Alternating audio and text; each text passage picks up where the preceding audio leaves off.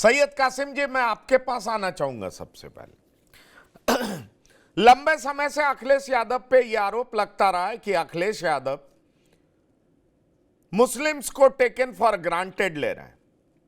किसी भी Muslims cause के लिए वो खड़े नहीं हुए, और इतना ही नहीं, अपनी ही पार्टी के सबसे बड़े नेता मुलायम सिंह जमाने से नंबर 2 के नेता समझे जाने वाले, जिनकी हैसियत नंबर 2 की कही जाती थी, उनको अखिलेश यादव ने लगातार इग्नोर किया। लेकिन आज अखिलेश यादव सीतापुर जेल पहुंचे, उनसे मिलने पहुंचे। क्या इसमें सिर्फ आप सियासत देखते हैं, या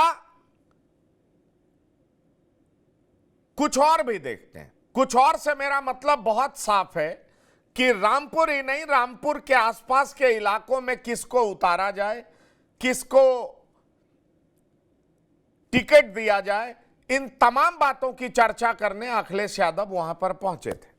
या सिर्फ ये पॉलिटिकल मैसेजिंग का काम था कि उत्तर प्रदेश की आवाम को यह मैसेज दिया जा सके कि मुस्लिम के सबसे बड़े नेता के संपर्क में अखिलेश यादव हैं, ताकि उनका जो वोट बैंक है वो बरकरार रहे।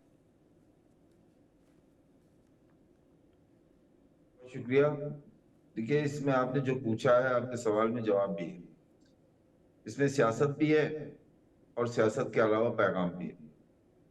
सियासत इस बात की है कि आजम खां के रामपुर और मुरादाबाद 2 सीटें ऐसी हैं जहां पर हमेशा मुलायम सिंह के जमाने से टिकट आजम खां तय करते रहे। तो रामपुर में तो भारतीय जनता पार्टी जीत चुकी है, लेकिन मुरादाबाद में समाजवादी पार्टी का सांसद है एसटी हसन के बारे में कहा जाता है कि आजम खां के बड़े करीबी है, बहुत खास है, और एसटी हसन का टिकट आजम खां का टिकट माना जाता है। हालांकि पश्चिम में मुरादाबाद के अलावा संभल या दूसरी सीटों पे अमरोहा, यहाँ पर आजम खान का कभी असर नहीं रहा सियासी तौर पे। संभल में बर्ग साहब का था और अमरोहा में महबूब अली का था, और उसके अलावा वहीं जो है दूसरा गुट भी था बर्ग साहब का, जो कुंवर इकबाल महमूद, उनका गुट अलग था। तो जो लोग सियासत में गुटों को और पार्टी के अंदरूनी जो चीजें उनको जानते हैं, वो इस बात को जानते हैं कि आजम खान का अपनी रामपुर और मुरादाबाद। आजम खान के भी मैं बाइट सुन रहा था। आज उत्तर प्रदेश का मुसलमान बहुत खुश हुआ होगा कि कम से कम आज आजम खान ने अखिलेश यादव ने आजम खान के उन दुख दर्दों का जिक्र किया जो उन्हें जेल में हो रहा है। 3-4 महीने 5 महीने तो हो ही रहे होंगे आजम साहब को जेल आए हुए, तो 4-5 महीने में आज पहली बार कम से कम उनके बयान से उनके जख्मों में जो है मरहम का काम करेगा। जो लोग इतने दिनों से मुलायम सिंह परिवार से जुड़े हुए अखिलेश यादव राष्ट्रीय अध्यक्ष जी से ये उम्मीद करते थे कि कम से कम आजम साहब के लिए वो बोलेंगे, तो आज आजम खान के लिए उन्होंने बयान दे दिया। मेरे पास जो जानकारी है कि अखिलेश यादव ने अभी तक एसटी हसन का टिकट इसीलिए घोषित नहीं किया, बर साहब का किया था, बर साहब नहीं रहे, उनके पोते को दे दिया सिटिंग के। दूसरा आप देख लीजिए कि अफजाल अंसारी जो समाजवादी बसपा के सिटिंग थे, उनका टिकट दे दिया। एसटी हसन एकमात्र सिटिंग सांसद है जिनका टिकट इन्होंने रोक के रखा है, जिनका टिकट घोषित नहीं किया। अखिलेश यादव अब मुलायम सिंह की जगह अपने लोगों को, अपने करीबी लोगों को राज्यसभा, लोकसभा और विधानसभा इन जगहों पे पहुंचाना चाहते हैं। तो अब एसटी हसन चूंकि आजम साहब के हैं, पुराने हैं, तो वहां पर कमाल अख्तर एक युवा है, टीम अखिलेश के कहे जाते हैं, बड़े करीबी हैं। तो कमाल अख्तर उम्मीदवार बने, इसके लिए आज आजम साहब से मिलने गए होंगे कि साहब मैं कमाल को चाहता हूँ, बहुत अच्छा लड़का है और इसको कर दिया जाए। जहां तक मेरा अपना जो विश्लेषण है वो ये कहता है। देखिए पंकज जी, आजम साहब नो डाउट पोस्टर में उत्तर प्रदेश के सबसे बड़े मुस्लिम नेता है, इसमें कोई शक नहीं। और आज भी समाजवादी की पार्टी के पोस्टर में एक फोटो मुसलमान की जो होती है वो आजम खान की होती है। वो पार्टी के राष्ट्रीय महासचिव भी हैं, जेल में है तो क्या हुआ। मैं एक सवाल हमेशा करता था कि अदालत ने आजम खान को चुनाव लड़ने से रोका है। अदालत में फैसला आ गया आजम खान चुनाव नहीं लड़ सकते, लेकिन आजम खान को राजनीति करने से नहीं रोका है।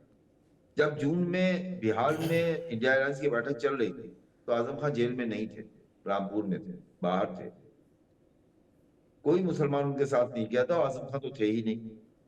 उसके बाद जब बैंगलोर में बैठक हुई थी तब भी आजम खान जेल नहीं गए, जेल से बाहर थे। लेकिन वहां पर भी आजम खान की जगह पर जावेद अली खान को ले जाया गया था, आजम खान को नहीं ले जाया गया। तो अब ये कौन सी मजबूरी थी कि आजम आजम चुनाव नहीं लड़ सकते थे, लेकिन आजम राजनीतिक मंचों पे अखिलेश यादव के बगल में बैठते तो उसकी मैसेजिंग तो होती, पैगाम तो जाता। मुझे लगता है कि आजम साहब इन सब चीजों को खूब समझते हैं। मेरे बहुत से ऐसे करीबी दोस्त हैं जो आजम साहब के मतलब इस तरह के वो करीबी हैं जिसकी इंतहा नहीं है। अब सीतापुर की सीट आपने कांग्रेस को दे दी। सीतापुर की सीट जिस जेल में आजम खान रह रहे हैं, जिन्होंने उनकी उस जेल में रहते हुए बहुत मदद की है लोगों के आने जाने रुकने खाने पीने में, जसमीर अंसारी। जसमीर अंसारी को एमएलसी आजम खान ने बनवाया, अखिलेश यादव ने बनाया। तो अगर जसमीर अंसारी की पत्नी जो है वो एमपी रह चुकी है सीतापुर से, आजम साहब चाहते थे कि वो सीट हमारे पास रहती तो इनको हम लड़ाते, वो भी टिकट नहीं है। मुझे लगता है कि अब ये बहकाना और वक्त है ना, आजम खान भाग हैं, बहुत टूटे हुए नेता हैं, बहुत पुराने नेता हैं, मुलायम सिंह के जमाने के नेता हैं, नाराज भी हुए हैं, पार्टी भी छोड़ी है लेकिन फिर भी समाजवादी पार्टी में रहे हैं। और मुलायम सिंह की धोती के नीचे नायकर का अगर सबसे पहला भाषण आया था तो आजम खान का आया था। तो वो राष्ट्रीय अध्यक्ष जी को लेके जब उनके तंज होते हैं वो भी सुनने वाले होते हैं। मुझे लगता है कि ये सियासत अखिलेश यादव की तरफ से अगर हो रही है तो आजम खान इस सियासत के घाग हैं। अखिलेश यादव को इन 2 टिकट पे फाइनल करना है बिना आजम खान की मर्जी के, ये मुमकिन नहीं है। पंकज जी, सिर्फ 2 टिकट, आपका कहने का मतलब ये है। लेकिन एक सवाल तो बार बार उठेगा कि उस खास लम्हों में, उस खास समय में जब आजम खान को अखिलेश यादव की जरूरत थी, तब अखिलेश यादव उनके साथ खड़े हुए दिख नहीं रहे थे। और जब लोकसभा चुनाव पास आ गया तो आजम खान, माफ करिएगा, अखिलेश यादव ने एक पॉलिटिकल मैसेज देने की कोशिश जरूर की। क्या इस कोशिश में वो कामयाब होंगे? ये एक बड़ा सवाल है, क्योंकि मुरादाबाद, रामपुर 2 जगह पर तो टिकट तय करना है, उसमें आजम खान की चलेगी। लेकिन आपने कहा सीतापुर का टिकट सब अखिलेश यादव ने पहले से तय कर दिया। सवाल यह उठता है कि अखिलेश की इस पॉलिटिक्स का जवाब देने का विकल्प क्या मुसलमानों के पास है क्या? अगर आजम खान नाराज भी हैं, मान लेते हैं, क्योंकि अभी ऐसी मजबूरी है और हम मान लेते हैं कि मजबूरी है इसलिए अखिलेश यादव चले गए, लेकिन अखिलेश यादव भी इस बात को समझते हैं कि कांग्रेस हमारे साथ है, वोट तो हमारे पक्ष में ही आएगा, ज्यादातर मुसलमान हमारे पक्ष में ही वोट देंगे, क्योंकि एंटी बीजेपी हम दिख रहे हैं, इसलिए हमारे पक्ष में वोट आना तय है। क्या राहुल लाल जी आप इस बात से सहमत हैं? मैं काफी हद तक तो मैं सहमत हूं, लेकिन पंकज जी 2-3 चीजों को बड़ा देखना पड़ेगा। अभी वो अक्टूबर में जेल गए थे आजम खान जी, और अगर अखिलेश यादव आज अभी चुनावी बेला से पहले भी बीच में एक आध मुलाकात कर लेते, उससे संदेश पूरे प्रदेश में काफी अच्छा जाता। 2022 के लोकसभा चुनाव में मुस्लिमों ने जिस तरह से अखिलेश यादव को एक तरह से एक तरफा वोट किया, तो उनके कुछ उम्मीद भी थे।